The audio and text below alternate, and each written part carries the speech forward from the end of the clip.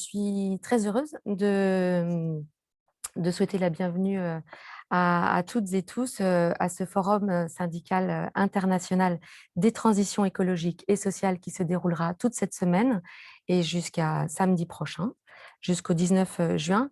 Alors, ce forum, c'est le résultat de travaux entamés depuis plusieurs mois et co-organisés par 5 acteurs. La CGT, la Fondation Rosa Luxemburg, le réseau Alter Summit, le Global Labour Institute France et le Trade Union for Energy and Democracy.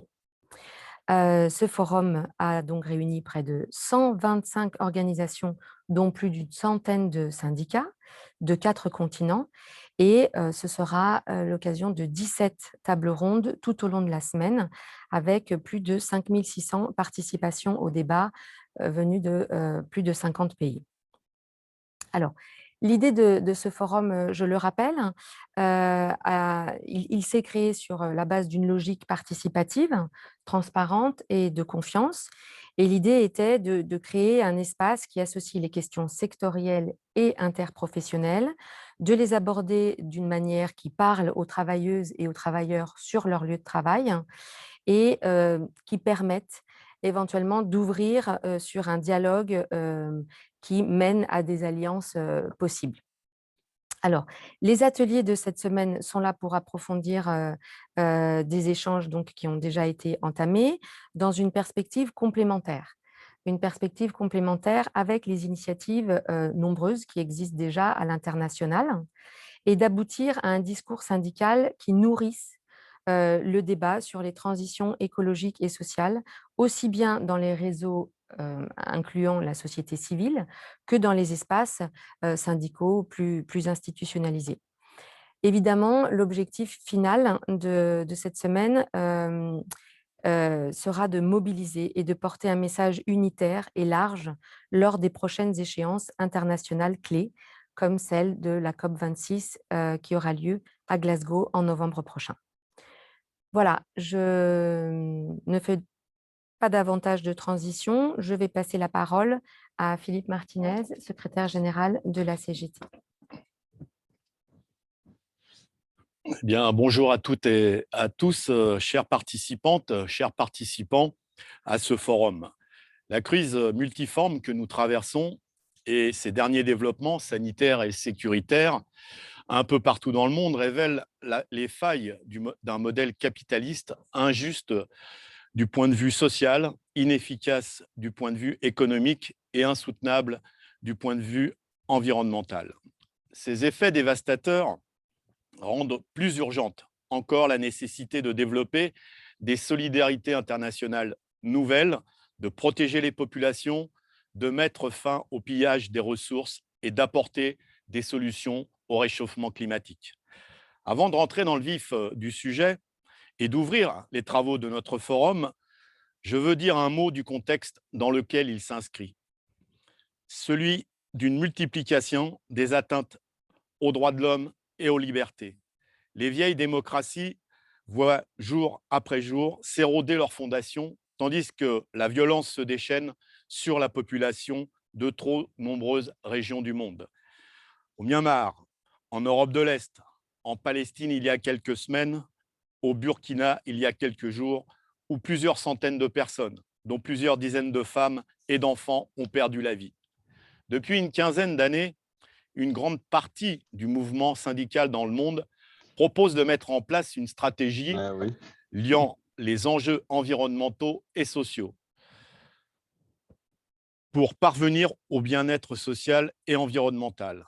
Ceci implique d'avancer vers plus d'égalité, plus de solidarité, plus de démocratie. Pour opérer la jonction entre les enjeux sociaux et environnementaux, pour cesser de les opposer, donc de les affaiblir face au capitalisme, nous devons rompre avec des logiques d'exploitation de l'homme et de la nature et opérer de profondes transformations économiques, sociales, démocratiques, environnementales et culturelles de notre modèle de société. Les enjeux environnementaux et climatiques sont lourds de menaces, tant sur la qualité que sur le nombre d'emplois directement concernés. Il y a donc nécessité d'anticiper ces évolutions, de réhabiliter les approches communes et le rôle des puissances publiques, mais aussi de fixer et de faire respecter des règles afin de préserver les travailleurs des coûts et des ajustements qui pourraient se révéler indispensables. C'est aussi une bonne occasion de se réinterroger sur la place du travail dans la société. Une telle ambition ne se réalise pas d'en haut, entre guillemets. Elle nécessite, pour se concrétiser, de s'appuyer sur un grand nombre d'acteurs et d'expériences. C'est le sens que la CGT donne à ce premier forum syndical international des transitions écologiques et sociales. En militant en faveur de sa tenue, il y a plus de 6 mois avec nos partenaires, nous n'imaginions pas que cette initiative libérerait autant d'énergie et d'enthousiasme. Je suis heureux de constater l'engouement et l'engagement de plus d'une centaine d'organisations, de plusieurs milliers de militants dans ce processus que nous voulons participatif. En partant des expériences de terrain, la semaine va voir se dérouler 17 ateliers, autant de webinaires, pour reprendre ce terme désormais à la mode, sur une approche parfois sectorielle, comme l'énergie, les transports, la construction, les services publics et bien d'autres, parfois plus transversales et interprofessionnelles, comme les firmes multinationales, les luttes féministes et environnementales, la lutte pour la démocratie, la construction de larges coalitions au service d'un véritable rapport de force sur les questions sociales et environnementales. C'est ce que nous avons construit en France, au sein du collectif Plus Jamais Ça, regroupant une trentaine de syndicats, ONG et associations. Nous travaillons ensemble à construire des propositions alternatives au capital, conjuguant les questions sociales et environnementales, ainsi que des actions concrètes sur le terrain aux côtés des citoyens. Nous l'espérons, à la fin de cette semaine, nos travaux devraient nous permettre d'aboutir à un appel commun pour faire entendre la voix des travailleurs et des travailleuses en lutte au croisement des thématiques sociales et environnementales. Un tel appel doit servir à renforcer certains aspects clés des revendications du mouvement syndical et associatif pour peser sur les cycles internationaux de négociations sur l'environnement, conférence de Rio, la biodiversité ou le climat, les fameuses COP dont la 26e édition se déroulera en Écosse en cette fin d'année. Ces négociations internationales, trop souvent stériles et éloignées des préoccupations des populations, nous ont habitués à une litanie de déclarations d'intention non suivies d'effets. Cet écart entre la volonté affichée et les actes laisse le champ libre à des producteurs de normes privés dont la transparence est loin d'être la caractéristique première, échappant au contrôle indépendant et aux voies de recours. En matière environnementale, trop souvent, ce ne sont ni les États, ni les organisations multilatérales qui font la loi. L'enjeu du débat international sur les équilibres environnementaux est donc de progresser dans l'élaboration de règles environnementales universelles et publiques contraignantes, intégrant dès leur conception leur implication sociale et de repenser l'articulation entre une indispensable régulation publique et une réelle prise en compte de la parole et des avis des acteurs sociaux au plan mondial. La négociation et la conclusion des accords internationaux sur l'environnement et le climat doit garantir une place aux syndicats, aux associations et plus globalement aux citoyens dans l'élaboration de leur contenu et dans le contrôle de leur application. Les inégalités sociales et environnementales et les menaces qui pèsent sur la planète ne trouveront pas d'issue par le simple jeu du marché. Seule l'intervention conjointe des syndicats, des associations, des citoyens du monde pourra faire en sorte que les institutions publiques nationales et internationales changent d'agenda, produisent et fassent respecter des règles contraignantes au service du bien-être social et environnemental. C'est, je le souhaite, l'une des perspectives qui s'ouvrent avec ce premier forum.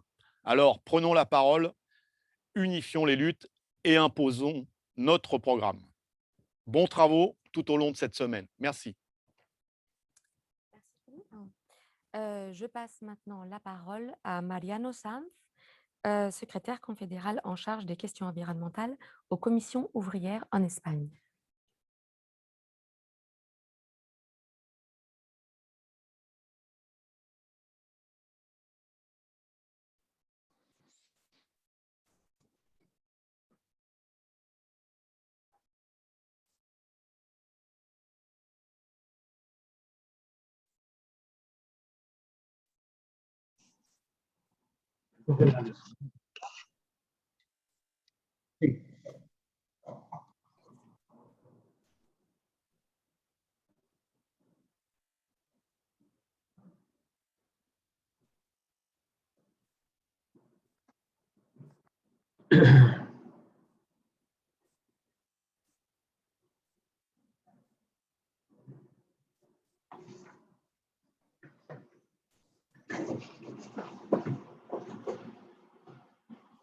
Mariano, vous m'entendez? Ah, le bug technique. J'ai vu Mariano se lever.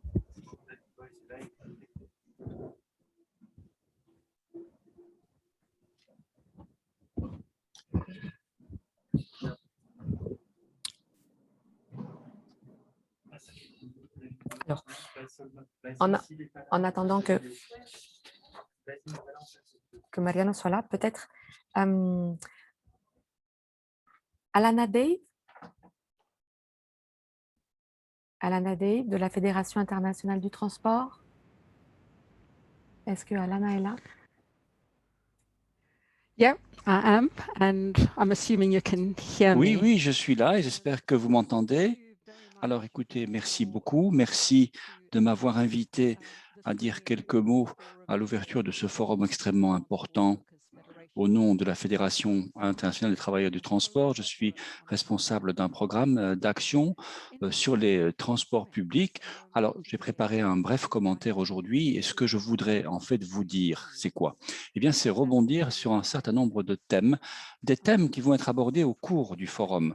Le thème central qui sous-tend l'ensemble des sessions, ce sont les transitions, différentes formes de transition dans des contextes différents. Et je pense que c'est quelque chose de très important, surtout au jour d'aujourd'hui, vu les moments que nous vivons, alors que nous essayons de faire face et de répondre aux conséquences dévastatrices de la pandémie. Comme l'a dit le camarade Philippe tout à l'heure, nous sommes finalement, nous, mouvement syndical, face à une alternative. Nous avons le choix. Est-ce que nous allons nous battre pour une reprise ancré sur un changement profond et systémique, ou bien est-ce que nous, mouvement syndical, nous allons nous concentrer plus étroitement sur la protection des emplois vulnérables ou sur la création d'emplois dits verts, mais dans le cadre des systèmes du système actuel, avec le rapport de force, le système capitaliste, avec beaucoup d'inégalités, comme on l'a dit. Alors, moi, je voudrais justement vous dire comment nous appréhendons cette transition dans le secteur des transports publics. Nous avons constaté qu'un grand nombre de villes, disais-je, procèdent à des changements qui vont dans le sens de plus de durabilité, mais des changements qui ont un impact sur les travailleurs et sur le rôle des travailleurs. Et souvent, c'est un élément dont on ne tient pas compte. Permettez-moi de vous donner un exemple. Dans un grand nombre de villes du sud de la planète, de nouveaux systèmes d'autobus formalisés sont mis en place, le système BRT.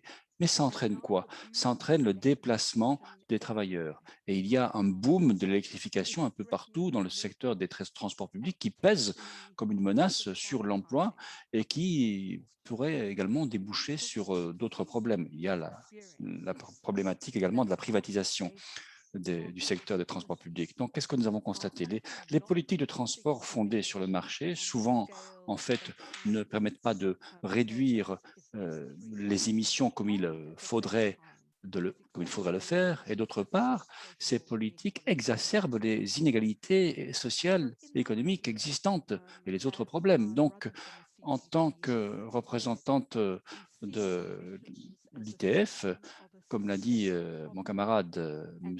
Martinez, eh bien, effectivement, il y a là des problèmes systémiques et les solutions, dès lors, elles doivent être également systémiques. Il faut remettre tout à plat, il faut réorganiser et démocratiser les transports publics et les services publics en général, car je pense que l'un et l'autre vont de pair. Je voudrais également réfléchir quelques instants sur les inquiétudes que nous nourrissons par rapport à la production d'énergie.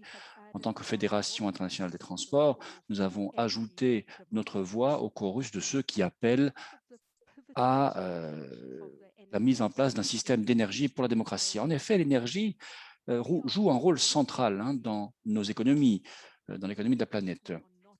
Quelque part, donc, nous, syndicats, nous devons tous nous intéresser à l'énergie, même si nous ne sommes pas actifs dans le secteur de l'énergie. Et il y aura mercredi un atelier sur l'énergie qui nous concerne tous, quel que soit le secteur d'activité qui est le nôtre. Et je voudrais vous donner un exemple tiré encore du secteur que je représente. Les travailleurs des transports publics soutiennent généralement l'électrification des transports publics parce que c'est quelque chose qui pourrait effectivement améliorer beaucoup de choses, notamment les soins de santé, contribuer en effet à une amélioration de la qualité de l'air. Toutefois, cette énergie, comment est-elle produite? Est-ce qu'on la produit à partir de sources renouvelables? Et puis, d'autre part, quelle est la conséquence de cette production sur les travailleurs et sur les transports publics et sur les autres maillons de la chaîne d'approvisionnement? Nous le savons, dans une ville comme Bogota, en Colombie, la mise en place des bus électriques entraîne des déplacements pour au moins 5 000 ou va entraîner des déplacements d'au moins 5 000 travailleurs d'ici à la fin de l'année, des déplacements. Donc, il y a un grand nombre de questions que soulève la transition énergétique et qui nous interpellent, nous, dans le secteur des transports publics. Voilà pour les transitions. Je voudrais maintenant rapidement évoquer un autre grand enjeu, un grand thème du forum, à savoir comment nous allons renforcer nos capacités, renforcer notre force, nos forces à nous, le mouvement syndical, pour que ces transitions puissent se mettre en place. Je crois que d'abord, nous devons renforcer notre capacité politique pour parler avec plus d'autorité. Parler de quoi? Parler des alternatives. Ça me paraît indispensable. Au sein de notre fédération, l'ITF, nous avons mis en place une politique des transports publics pour les gens, pour les citoyens, pour le peuple, qui évoque des questions concrètes, mais qui évoque de grandes problématiques, de grands enjeux comme la propriété publique, le financement par les pouvoirs publics, l'égalité de genre, la prise de contrôle par les travailleurs, la décarbonation et j'en passe. Je voudrais également, pour ce forum, suggérer une chose. Il me paraît essentiel de renforcer notre capacité au niveau de la base. Nous devons créer des espaces pour les travailleurs eux-mêmes, pour que ceux-ci puissent utiliser leur savoir, leurs connaissances, celles qu'ils ont acquises à la faveur de leur emploi, pour réfléchir, pour façonner, pour agir sur les transitions qu'ils appellent de leur vœu. Et dans le cadre de ce forum, aujourd'hui, mon camarade et collègue Bruno aura l'occasion de prendre la parole. Il travaille en fait dans 6 villes où des travailleurs du secteur des transports urbains se sont rassemblés de diverses manières et ont présenté des programmes de transition justes avec une réponse aux besoins immédiats, par exemple en termes de formation ou requalification, mais également d'autres questions à plus long terme, les coopératives pilotées par les travailleurs, la souveraineté sur les technologies, la propriété de l'entreprise. Voilà. Alors avant de conclure, s'agissant de la question des capacités, moi je voudrais également faire encore une fois une suggestion pour le forum. Il nous faut effectivement renforcer nos capacités pour la solidarité de classe et internationale. Dans nos secteurs respectifs, nous devons, je pense, aller au-delà des groupements professionnels et des sous-secteurs et nous devons essayer de mettre en place et de renforcer une solidarité inclusive, globale, intersectorielle. Nous devons, me semble-t-il, renforcer ce type de capacité dans l'optique de cette solidarité globale afin d'avoir une nouvelle approche pour l'économie, afin d'arriver à une réduction des émissions et à la juste transition. Dans le secteur des transports publics, il est clair que nous ne pouvons pas changer ce secteur isolément en nous coupant des autres changements qui s'opèrent dans les autres secteurs et dans les services publics en général. Enfin, nous devons renforcer nos capacités la capacité syndicale, la capacité des syndicats de renforcer nos alliances avec d'autres mouvements ouvriers afin d'établir ce lien entre les changements industriels et l'amélioration de la qualité de vie des travailleurs dans différentes sphères d'action, territoire, genre, race, justice, intersectorielles, etc. Les différentes sessions qui vont être, les différents thèmes que je viens d'évoquer vont être abordés vendredi et samedi lors d'ateliers. Je crois que dans cet esprit, donc pour la construction de ce mouvement, j'espère que jeudi, lors de la session consacrée au transport, nous pourrons ouvrir une discussion et que nous pourrons parler de la campagne que nous allons mener sur les transports, sur l'avenir des transports publics, la campagne C40, afin effectivement de renforcer nos capacités au sein de notre mouvement syndical, afin, disais-je, qu'il y ait ce changement modal fondamental qui est essentiel dans le secteur des transports pour réduire les émissions, bien sûr, mais aussi pour lutter pour l'emploi et pour le bien-être d'une manière générale. Merci beaucoup. Alors, merci beaucoup. Nous allons maintenant donner la parole à Mariano Sanz, que je crois nous avons retrouvé. Mariano Sanz, secrétaire confédéral en charge des questions environnementales aux commissions ouvrières en Espagne. Mariano? Muy bien. ¿Me oís? Si. Bonjour, j'espère que vous m'entendez. Bonjour. Bonjour. Parfait, voilà. Écoutez, bonjour à tous, bonjour aux camarades des différentes organisations syndicales et sociales qui participent à ce forum.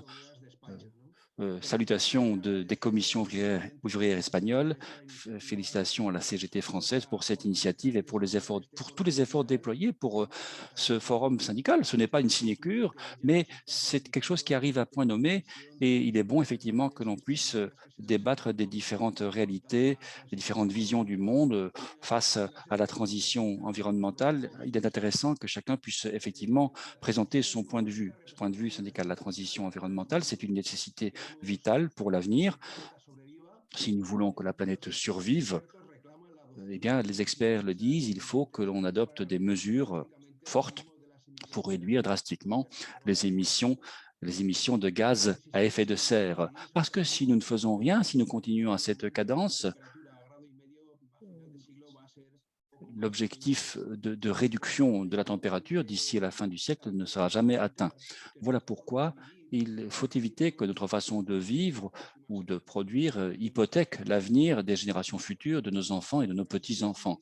Les organisations syndicales doivent faire partie de la société civile qui réclame plus d'ambition politique et plus de moyens pour lutter contre le dérèglement climatique et qui exige un développement plus durable, social, et environnemental et sur le plan économique aussi, plus durable, donc pour éviter les conséquences du changement climatique. Une société qui exige, qui revendique des politiques respectueuses de l'environnement, qui exige le respect des engagements pris à l'international comme l'accord de Paris, et qui rappelle qu'il faut intégrer dans cette transition de grands principes comme les objectifs du développement durable, les ODD, des Nations Unies, qui jouent un rôle important, qui sont liés étroitement en plus à l'environnement. Comme on le sait, il faut être cohérent, bien sûr, dans la ligne des propositions de la Fédération syndicale internationale. Nous avons le thème de 2015, il n'y aura pas d'emploi sur une planète morte. La transition énergétique ouvre la voie à la transition écologique et le passage des économies caractérisées par une consommation massive de combustibles fossiles vers des économies plus durables. Mais cette route ne sera pas facile. Alors, nous allons, nous, être mouvements syndicaux, confrontés à pas mal de problèmes, parce que nous voulons bien sûr défendre avant tout le bien-être des travailleuses et travailleurs. Il y aura parfois des difficultés, nous allons devoir prendre des décisions difficiles à court terme, mais ces décisions porteront leurs fruits à moyen terme et à long terme. Un grand nombre d'activités vont disparaître, d'autres vont changer, vont évoluer, et puis d'autres encore vont apparaître, de nouvelles activités. Ces changements doivent être proches. Notre rôle, à nous, syndicats, chacun dans la réalité qui est la sienne, c'est de garantir, c'est d'être des acteurs, des participants actifs dans la gestion de ce changement. Au niveau des organes de négociation, mais également, nous devons faire en sorte que se mettent en place des mesures dans les entreprises, remplacement de produits, de matières premières, d'eau. Nous devons être actifs, prendre les choses en main. D'autre part, il y aura également des changements technologiques, on le constate déjà, énergie renouvelable, secteur automobile. Il y aura des changements au niveau des processus de production en lien avec l'éco-conception, avec l'apparition de nouveaux matériaux, avec la bioéconomie qui va monter en puissance, avec donc d'autres matières que celles qui sont prélevées dans la nature, avec aussi les principes de l'économie circulaire, le recyclage, la réparation, la chimie verte, etc., etc. Mais aussi, il faut bien voir que nous allons devoir faire face à des changements structurels. En fait, on le sait, un grand nombre d'États doivent intégrer dans leur politique des politiques de formation, des politiques de recherche, des politiques d'investissement orientées vers la facilitation de ce changement, de cette transition, ces transitions.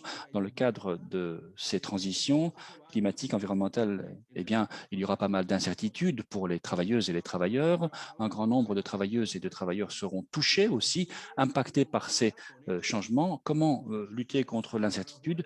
Avec des faits, pas avec de la philosophie. Voilà pourquoi il faut quand même avoir les idées claires. Et ce forum international nous donne l'occasion précisément de réfléchir à l'action des syndicats face à la transition environnementale. Il faut réfléchir pour voir comment nous pouvons anticiper, prévoir, proposer des alternatives, comment nous pouvons mener, organiser une action syndicale, politique et sociale avec des alliés, avec des complices, pourrait-on dire, même au sein de la société, des organisations non gouvernementales ou d'autres acteurs, d'autres organisations de la société civile, d'autres OSC, voire aussi des acteurs économiques qui peuvent également porter ce changement.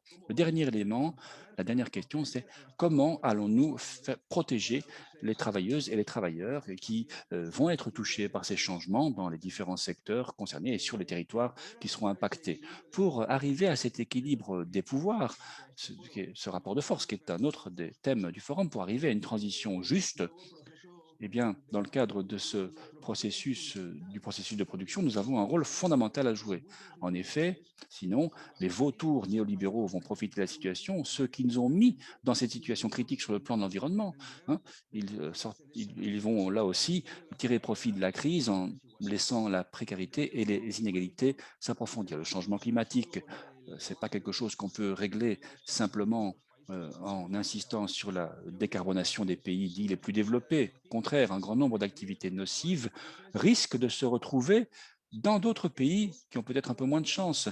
Et face à ces problèmes, nous devons dénoncer et faire pression sur les États, sur nos entreprises, pour qu'on ne change pas les règles du jeu, pour que les États qui ont plus de moyens fassent preuve de solidarité, pour que l'on crée des fonds pour le développement et la collaboration, pour qu'ensemble, on puisse œuvrer pour le développement durable. Sinon, nous n'arriverons pas à faire face aux conséquences du changement. Les politiques peuvent changer les règles du jeu, mais il faut également des organismes qui contrôlent les entreprises et le capital et qui pénalisent ceux qui ne respectent pas les règles du jeu. Ça peut paraître difficile, mais ce n'est pas si compliqué que ça, parce que quand on le souhaite, on met en place des règles du jeu, par exemple, au sein d'organisations comme l'OMC. On voit très bien que parfois, on peut créer des règles du jeu et on les contrôle et on sanctionne aussi ceux qui ne respectent pas les règles. Donc, c'est tout à fait possible. Alors, c'est un honneur de pouvoir partager, parler des expériences qui sont les nôtres, parler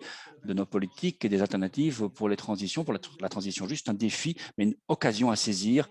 Il faut regarder tout cela en face. Alors, je me fais une joie de ces échanges. Je suis certain qu'ici, nous allons pouvoir renforcer la position et la place des syndicats face à tous ces défis et que nous allons pouvoir nous préparer à la COP26. Merci beaucoup. Je vous souhaite une excellente réunion.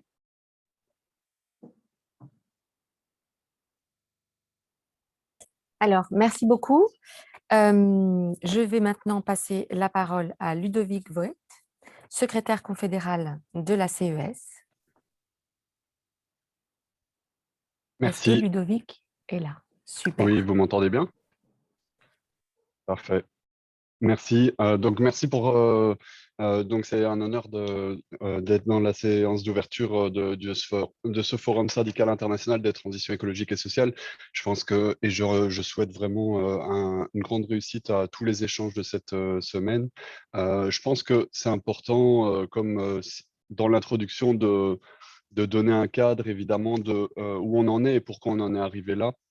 Et je prendrai juste un chiffre d'introduction, c'est que si on prend les émissions de gaz à effet de serre depuis 1751, donc depuis 270 ans, donc presque 3 siècles, 63% de ces émissions de gaz à effet de serre ont été émises par 90 compagnies d'extraction de combustibles fossiles.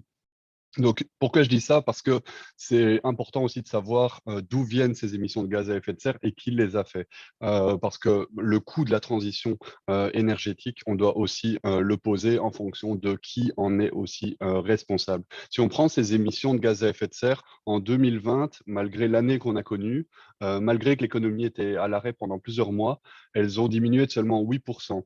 Si on prend justement la transition écologique et qu'on doit aller à la neutralité carbone, on sait que cette année, vraisemblablement, c'est 8%. On ne va pas en 2021 à nouveau diminuer de 8%. Donc, la rapidité des diminutions de gaz à effet de serre devra aller beaucoup plus vite.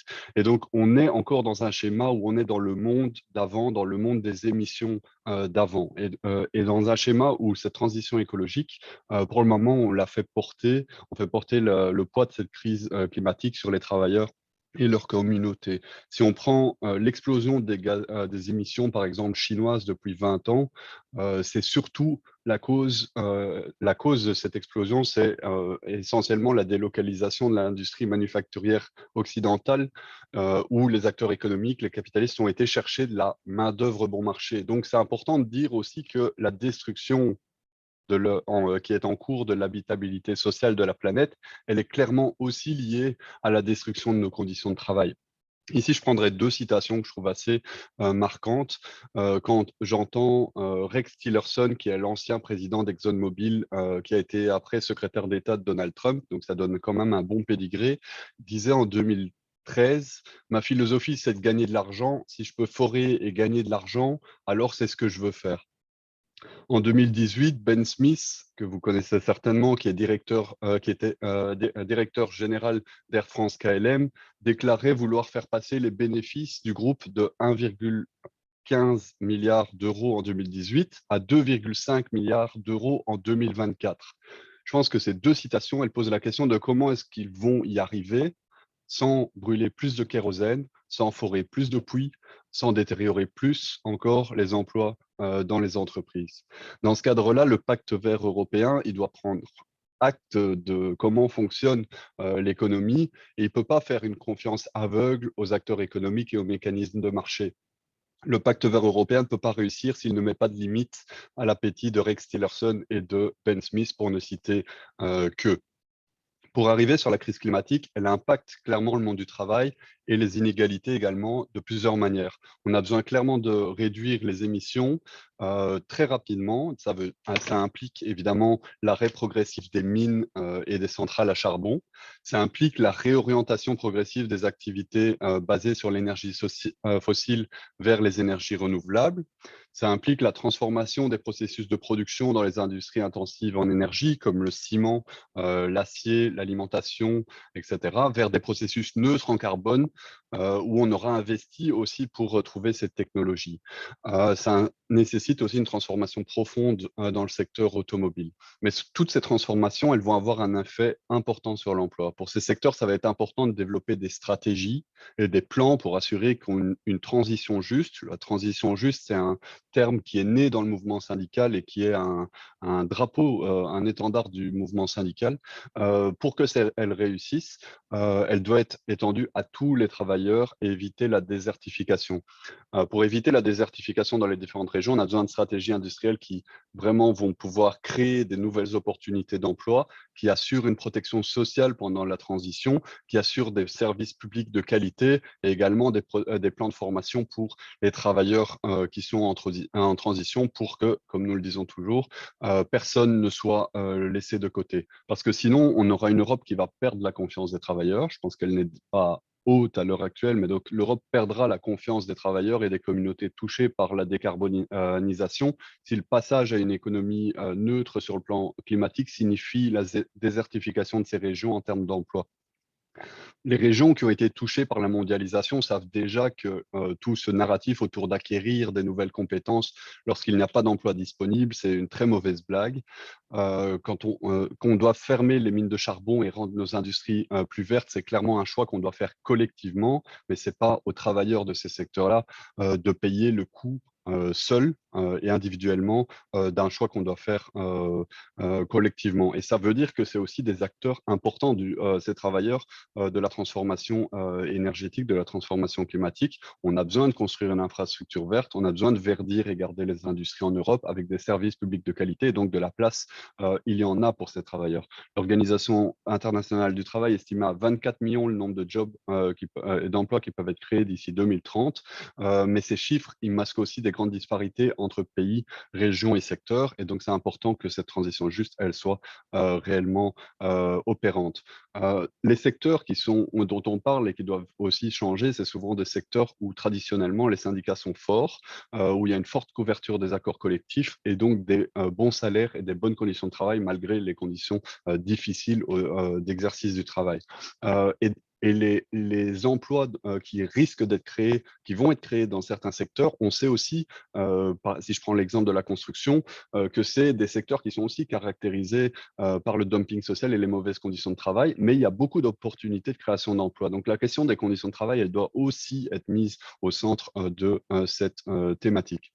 J'arriverai sur deux autres points, c'est la question des politiques climatiques et la question des effets redistributifs régressifs importants qu'elles peuvent avoir. Donc ça, je pense qu'avec l'exemple des Gilets jaunes en France, ça montre clairement aussi que les taxes carbone, toute la discussion sur la taxation carbone impacte proportionnellement plus les ménages à faible revenu que les ménages aisés. Et donc, il y a un grand risque de précarité énergétique, ça, on ne peut pas le laisser faire. Et on a donc besoin de garantir un droit à l'énergie, à l'eau, à un logement décent, à des transports publics, etc. Ça a déjà été dit pour cette partie-là. Sinon, les gens vont tourner leur dos aux politiques climatiques et voteront pour les forces qui leur diront qu'ils ne devront pas subir ces transformations. Et ça, on ne peut pas non plus le laisser arriver parce que c'est aussi un danger pour la démocratie. Un autre élément que je pense qui est important, c'est que les investissements publics massifs qu'on fait en Europe et dans les différents États aujourd'hui, mais aussi dans les autres parties du monde, avec les plans de relance, c'est notre argent public pour verdir l'économie. Mais ces investissements, ce sont aussi les salaires et les dividendes de demain. Ils voudront dire des salaires et des dividendes demain. Donc la vraie question derrière ça, c'est aussi si la digitalisation, si la transition climatique veulent dire une moindre intensité en travail, dans les processus de travail. Si c'est le cas, et que nous ne sommes pas vigilants et offensifs, ces investissements publics qui seront aussi le carburant, si j'ose dire, des licenciements d'aujourd'hui et de demain, et l'essence du développement des inégalités de revenus via une explosion des dividendes. Donc la question de où vont les investissements publics et les conditionnalités qu'on doit mettre aussi aux investissements publics est aussi importante à mener dans la discussion sur la transition climatique. Et donc c'est à nous de peser pour que ces investissements nous apportent des emplois de qualité demain, bien payés, dans de bonnes conditions de travail. Je conclurai en disant que les effets du changement climatique ont également des conséquences importantes sur le monde du travail, avec l'augmentation des températures, des vagues de chaleur, les inondations, les feux de forêt, les sécheresses. Ça va impacter les travailleurs et leurs communautés, et c'est quelque chose pour lequel on doit aussi les protéger. Donc les syndicats ont toujours protégé les travailleurs sur les lieux de travail, mais ces lieux de travail, ils sont aussi affectés par le changement climatique, et ça veut dire que c'est aussi un nouveau terrain de travail pour les syndicats pour s'assurer que les protections pour les travailleurs sont aussi adaptées sur les lieux de travail. Donc voilà, je vous souhaite une bonne semaine. Je serai là vendredi aussi dans un des panels, donc je suis vraiment très enthousiaste à ces discussions parce que je pense que porter une voix syndicale forte dans la question climatique, ça va vraiment être important pour peser dans la balance pour que la transition soit juste. Sinon, elle sera dure. Merci. Ludovic, merci beaucoup. Alors, nous allons maintenant passer la parole à Bassolma Bazier, le secrétaire général de la CGT-B au Burkina Faso. On peut y aller. Message de la Confédération générale du travail du Burkina à l'ouverture du Forum syndical international des transitions écologiques et sociales du 14 au 19 juin 2021.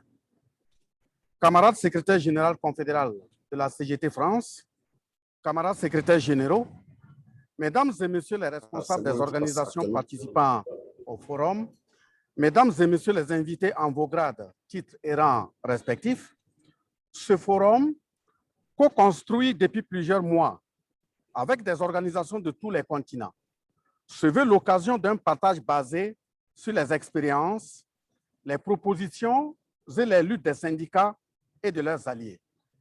Celui-ci se tient dans un contexte où le monde est profondément confronté aux bavures du système capitaliste impérialiste au plan éducatif, sanitaire et sécuritaire, entre autres.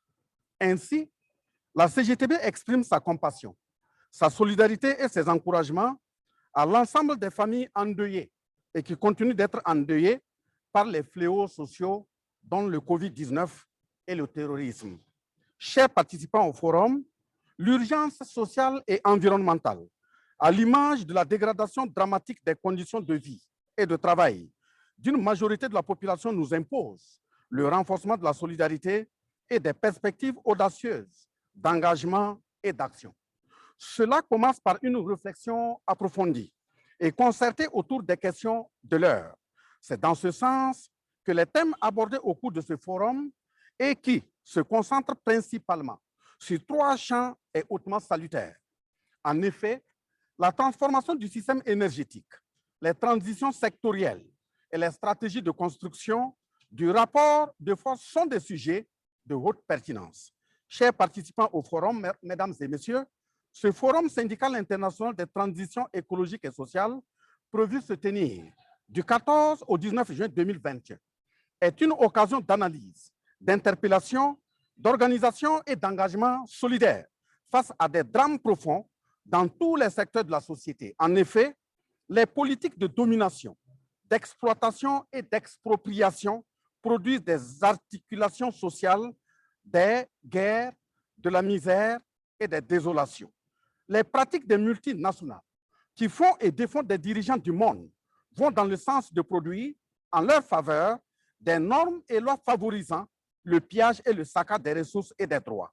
Elles ont conduit l'humanité à un point d'insécurité et de désastre inquiétant. En effet, la destruction à outrance de l'environnement, sans reconstitution du couvert pédologique et végétal, les pollutions des eaux souterraines et de surface, l'exposition des populations au rejet des déchets miniers ont conduit à une désarticulation environnementale avec ses conséquences de réchauffement climatique, de modifications biologiques avec apparition de maladies désorientant le monde entier. Aujourd'hui, face au Covid-19, le coût élevé du vaccin et son inaccessibilité pour bon nombre de populations à travers le monde est la preuve que ce système exploiteur ne s'intéresse qu'à l'accumulation du profit sans jamais se préoccuper de l'épanouissement et de la dignité de l'homme.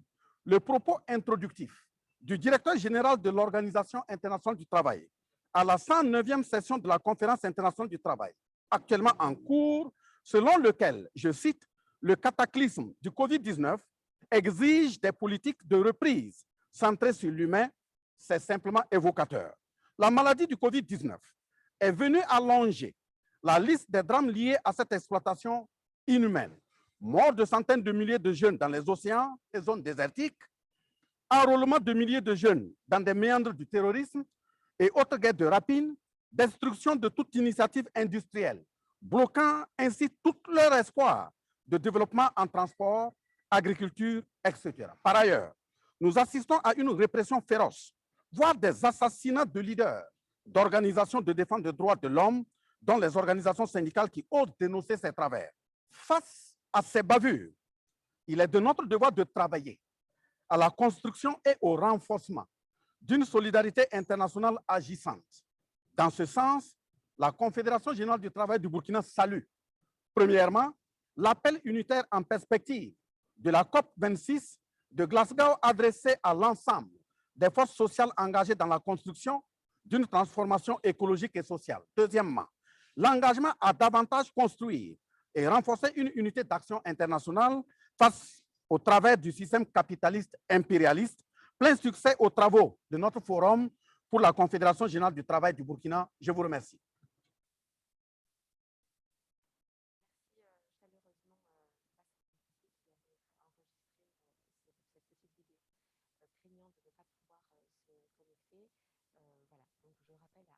les participants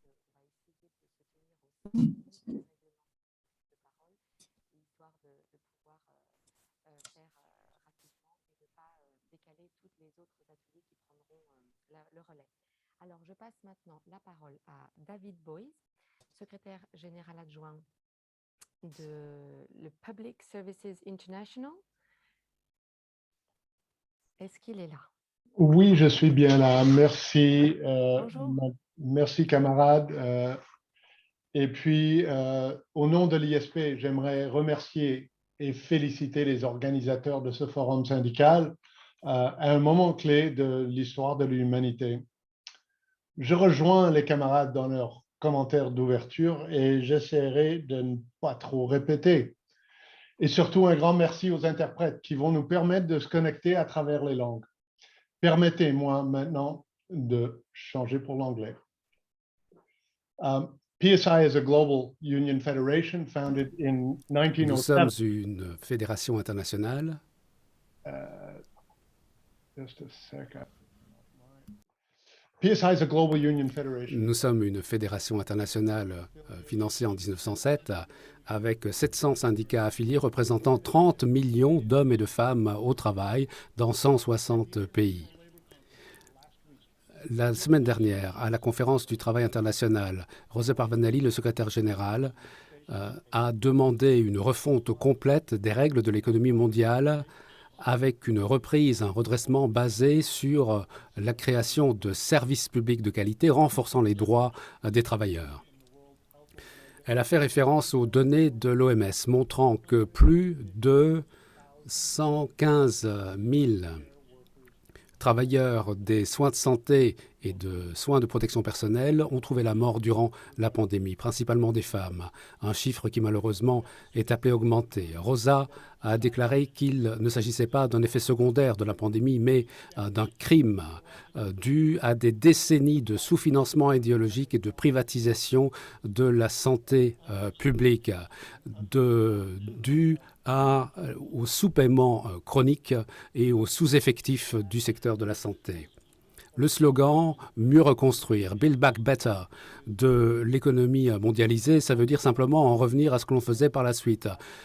Les urgences de santé publique deviennent une occasion de faire de l'argent pour les grandes sociétés pharmaceutiques, pour les prestataires de santé, pour les prestataires informatiques et d'autres encore. Nous avons en fait un travailleur de la santé qui meurt toutes les 30 minutes. C'est quelque chose qui importe peu pour les capitalistes internationaux. Mieux reconstruire, ça veut dire pour eux continuer à consommer, continuer à émettre des gaz à effet de serre, accepter, voire renforcer les inégalités existantes au niveau mondial, saper les syndicats, faire réduire les salaires, saper les conditions de travail tout en garantissant davantage de bénéfices pour les 1% en haut du palmarès, plus de financialisation de l'économie comme c'était le cas avant la pandémie. Mais même si cette pandémie a révélé les injustices inscrites dans notre société hyper mondialisée et hyper financiarisée, cette épidémie a montré que les gouvernements peuvent agir de manière décisive pour le bien commun, même si des gouvernements autoritaires ont profité de l'occasion pour supprimer les mouvements sociaux et lutter contre les droits de l'homme. Mais on a bien vu également qu'un accès universel à des services publics de qualité est bel et bien nécessaire pour être à la hauteur des défis mondiaux. C'est une idée qui est en train de se développer aujourd'hui. Nous en sommes à la croisée des chemins. Et les choix que nous poserons dans les semaines et mois qui viennent feront toute la différence. Le mouvement syndical doit être à la hauteur de cette transition. Nous l'avons déjà entendu dire. Il est important d'apprendre à travailler différemment, afin de travailler au nom de nos membres, mais également de la totalité des travailleurs et des travailleuses dans le secteur formel ou informel. Il faut pouvoir agir au nom également des générations futures. Il est important de lier la voix du travail et la voix de nombreuses autres personnes de la société qui luttent étant donné les inégalités. Nous devons pouvoir anticiper des solutions radicales. Étant donné les crises interconnectées qui s'amoncellent, nous devons renforcer notre présence sur le lieu de travail, absolument partout, mais également dans tous les espaces politiques, parce que le slogan de la pandémie disant que personne n'est en sécurité tant que tout le monde n'est pas en sécurité, ça vaut également pour la crise climatique, cela vaut pour la crise des inégalités, cela vaut pour la crise de la démocratie et des droits de l'homme. Comme pour la crise du climat, nous avons évidemment des revendications sectorielles particulières en matière de santé, en matière d'eau, d'énergie. Nous entendrons davantage ces sujets développés dans les divers ateliers ces prochains jours, mais nous avons besoin en fait de systèmes de protection sociaux. Malheureusement, aujourd'hui, ils sont trop faibles et trop inégalitaires. Les gouvernements doivent avoir la possibilité fiscale d'intervenir et de maintenir les systèmes de protection sociale pour protéger tout le monde sur la base de la solidarité et non pas sur la base de l'assurance privée et non pas sur la base de grands fonds d'investissement sous le contrôle des institutions internationales. Je dois également parler des services d'urgence qui sont essentiels pour faire face à la crise climatique. Pas que les pompiers, pas que les paramédicaux, mais tous les services des gouvernements locaux, régionaux et nationaux qui doivent être en fait équipés pour protéger nos familles et les collectivités. Ces travailleurs sont essentiels. On leur demande de mettre leur vie en jeu pour sauver d'autres. Ils ont besoin de notre soutien. Je recommande les lignes directrices de l'OIT de 2019 sur les conditions de travail décentes pour les travailleurs d'urgence. Je mettrai le lien dans le chat. Mais cette crise climatique demande en fait une réponse de toute la société.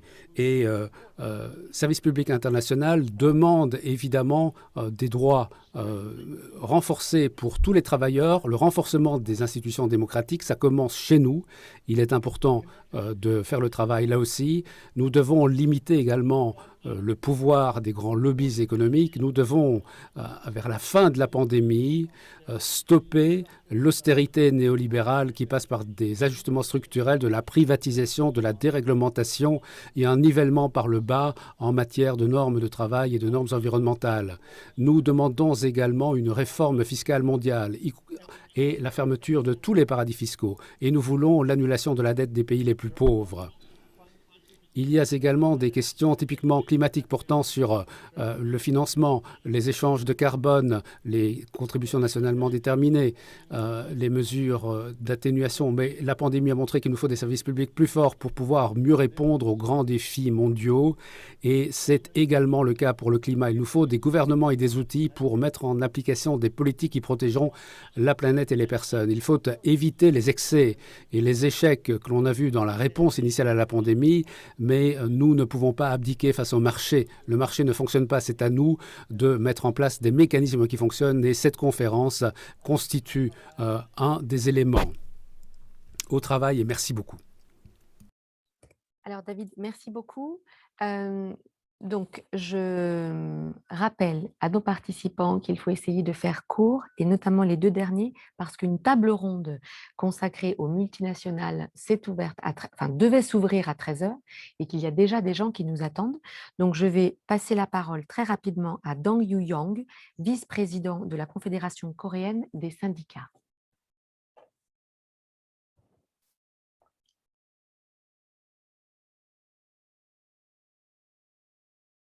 Dong. Ah. Est-ce qu'il est là?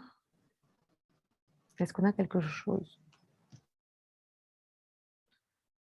Bon, alors je propose de donner la parole donc à Denis Bolduc, secrétaire général de la Fédération des travailleurs et des travailleuses du Québec.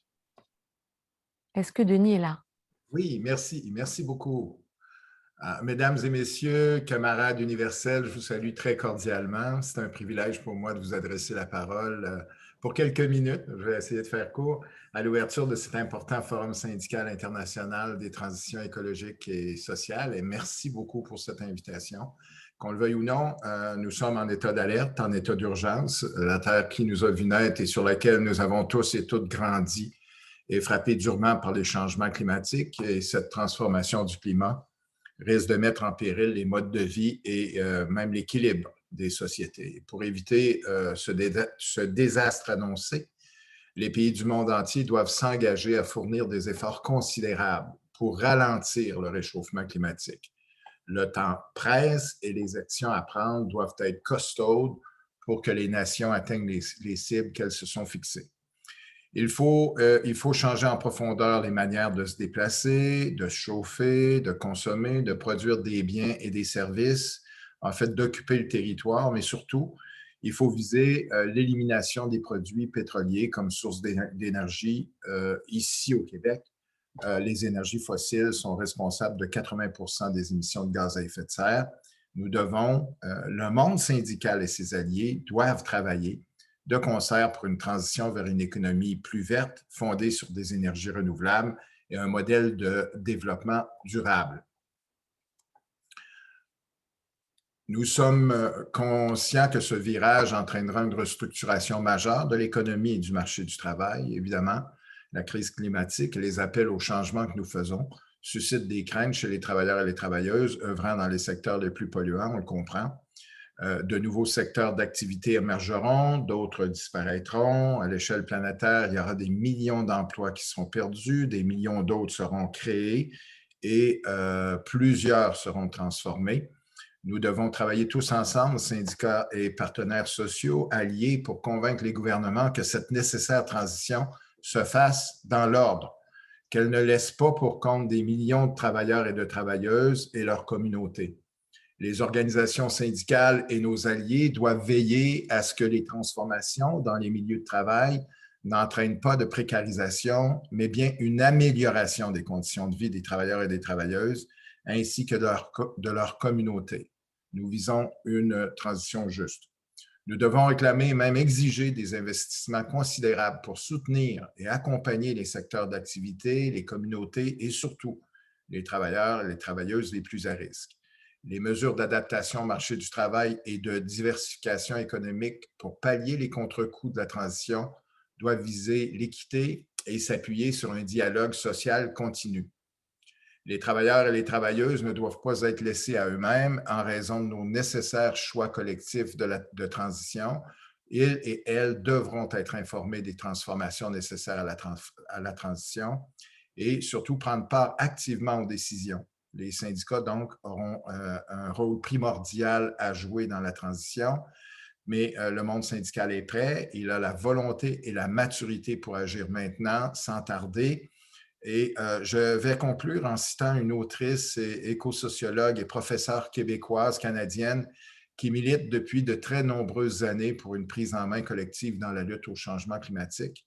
Son nom, Laure Varidel, elle termine son dernier livre, La transition, c'est maintenant, c'est le titre, avec des mots qui traduisent bien l'effort collectif que nous devons faire pour redresser la situation.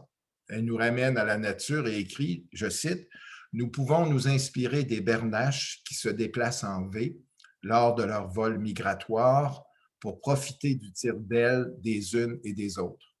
Leur destination est claire et elles savent coopérer. À tour de rôle, elles prennent les devants, tirant les autres derrière elles, comme chacun de nous sommes appelés à le faire pour la transition, parce que c'est aujourd'hui que nous choisissons ce que sera demain. » Fin de la citation. C'est cette solidarité dans l'effort que je nous souhaite à tous, à toutes. Bon et fructueux forum à tous. Bonne semaine. Merci. Denis, merci beaucoup. Merci beaucoup. On sait bien qu'il est très tôt au Québec. Et là, on va de l'autre côté de l'hémisphère. Est-ce que Dong Yang est là? Very early in Quebec. Donc, Thank you for being so early with us. Donc de la Confédération coréenne des syndicats. From the Korean Confederation of Trade Unions, you have the floor. 네, 동지들 반갑습니다. 저는 민주노총에서 기후 위기와 산업. Bonjour, je m'appelle Yang Tongtier, le secrétaire général adjoint de KTCU, responsable de la restructuration industrielle et du changement climatique. Tout d'abord, j'aimerais remercier les organisateurs de ce forum s'étendant sur une semaine. La CGT, la Rosa Luxembourg, le Global Labour Institute, d'avoir proposé ce forum qui est extrêmement important pour nous permettre à réfléchir à la crise climatique et à l'impact de cette crise sur les travailleurs. Ce forum est vraiment significatif. Nous ne pouvons pas en effet réagir à la crise climatique, ni d'ailleurs à la pandémie, en agissant seul, chaque pays pour lui-même. La crise de la Covid-19 nous donne un avertissement. Lorsque l'on détruit la nature, lorsque l'on permet aux températures d'augmenter, des catastrophes environnementales s'abattent sur nous, dont les conséquences sont difficiles à estimer. Nous devons donc prendre des mesures concrètes maintenant, sans attendre. J'espère qu'avec ce forum, nous allons poursuivre notre réflexion, mais également notre collaboration afin d'élaborer ensemble des formes internationales de solidarité.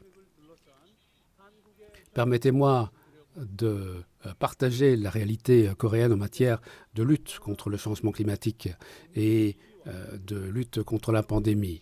La pandémie a renforcé les inégalités un peu partout dans la société en Corée. Beaucoup de travailleurs ont perdu leurs emplois. Beaucoup de travailleurs dans certains secteurs sont morts, tout simplement étant donné les conditions dans lesquelles ils ont été appelés à travailler. Le gouvernement et les entreprises, néanmoins, ont décidé de mettre en place de manière unilatérale des mécanismes de transition, sans aucune consultation, sans aucune implication. Il s'agit tout simplement, comme d'habitude, d'une privatisation des bénéfices et d'une socialisation des pertes. La transition industrielle, la transition écologique est totalement détournée de son sens. Nous sommes en 7e position en matière d'émissions de carbone dans le monde. Cela dit, le gouvernement coréen nie encore qu'il soit possible de transformer nos méthodes de production et nos principes au nom d'un New Deal coréen.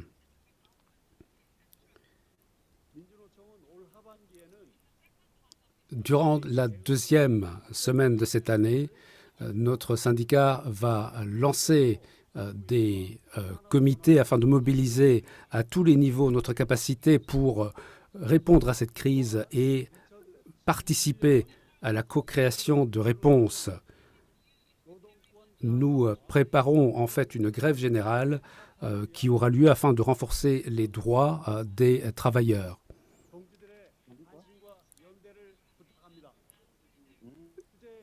En manifestant entre tous les travailleurs la solidarité, nous nous attendons évidemment à votre solidarité en la matière. Merci beaucoup de votre attention. Alors, merci beaucoup à tous les intervenants. Je veux remercier aussi particulièrement tous les traducteurs, tous les techniciens qui permettent que tout ça se mette en branle. Je vais laisser très rapidement la parole à mes collègues pour tenir la table ronde qui est dédiée aux multinationales et qui devait commencer à 13h. Bonne semaine et bons travaux à tous.